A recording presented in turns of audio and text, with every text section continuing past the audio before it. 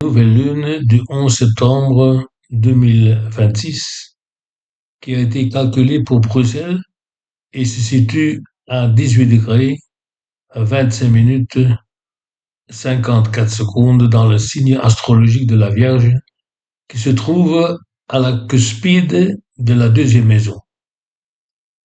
La Vierge fait référence à une attitude critique face aux événements qui se profilent pour le pays. La deuxième maison occupe donc une place prépondérante dans l'horoscope du mois de septembre 2026. L'ascendant se trouve dans le signe fougueux de Lion et le maître de l'ascendant, à savoir le soleil, se trouve, tout comme la lune, également dans la deuxième maison, en Vierge. Voyons comment cela va se dérouler. La période des vacances et de détente est désormais terminée. Il est temps de se remettre sérieusement au travail. La deuxième maison de l'horoscope est ici fortement mise en avant et fait référence à la situation financière du pays qui occupe ici le devant de la scène. La Lune, qui est le maître intercepté de la 11e maison, est en conjonction avec le Soleil et indique les réactions des syndicats qui souhaitent avoir leur mot à dire dans la situation financière du pays. La conjonction Soleil-Lune est bien reliée au milieu du ciel qui permet au pays de se trouver tout de même le soutien extérieur et international dont il a besoin. Mercure, qui est lui-même le maître de la deuxième maison, se trouve dans le signe de Lion, en deuxième maison. Cette position souligne une nouvelle fois que la situation financière du pays constitue un élément important pour cette période. Mercure forme un trigone sortant avec Uranus, situé dans la 10e maison, le milieu du ciel, et un trigone entrant avec Pluton à la cuspide de la 6e maison. On s'efforce de renforcer la situation financière en mettant en œuvre la technologie les plus récentes censée apporter une solution, mais qui fait tenir compte des capacités du pays et des sensibilités sur le lieu de travail qui ont un impact considérable sur la classe ouvrière.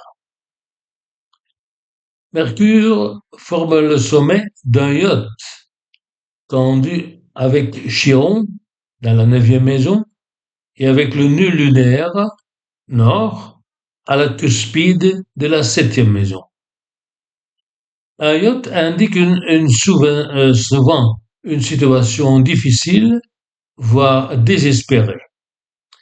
Ici, sur le plan financier surtout, à laquelle on tente de trouver une solution.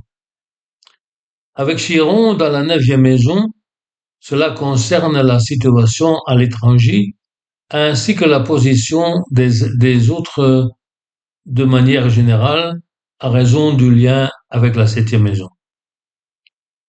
Mercure forme en outre une opposition avec Neptune, maître de la 8e maison, situé dans la 8e maison, ce qui rend difficile l'obtention d'un soutien financier à la part d'autrui, aggravement ainsi encore davantage la situation financière du pays. Le yacht donne ici une image claire de la situation financière tendue dans laquelle se trouve le pays. Vénus, qui est elle-même la maîtresse de la 3e maison, se trouve dans la 3e maison au début du signe de Scorpion. Vénus est toutefois également la maîtresse de la 10e maison et forme une opposition avec Chiron dans la 9e maison. L'image du pays et ses relations avec l'étranger, ainsi que ses rapports avec les États voisins, sont soumis à de fortes tensions. Vénus forme d'ailleurs également un carré avec son dispositeur Pluton qui se trouve à la cuspide de la sixième maison et qui entraîne un bouleversement des conditions de travail qui ne se fait toutefois pas sans heures. Pluton provoque en effet une révolution dans le domaine des conditions de travail grâce à l'introduction de toutes sortes de technologies modernes, car Pluton forme un trigone avec Uranus dans la dixième maison. Ce qui fait que l'utilisation des technologies modernes sera un facteur déterminant pour l'image du pays.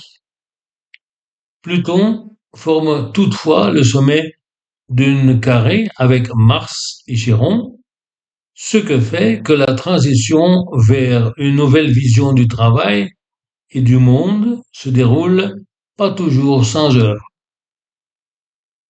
La cinquième maison est également marquée par la lune noire, dont le dispositeur est Jupiter, situé dans la douzième maison, ce qui fait que de nombreux problèmes sont tenus secrets. Avec la lune noire dans la cinquième maison et son dispositeur dans la douzième, de nombreuses mesures politiques sont mises en place qui ont des répercussions néfastes, mais qui sont néanmoins acceptées car Jupiter forme un trigone avec Saturne situé à la cuspide de la neuvième maison qui est sous l'influence de l'étranger avec lequel il faut négocier selon des normes fixes imposées par ce dernier.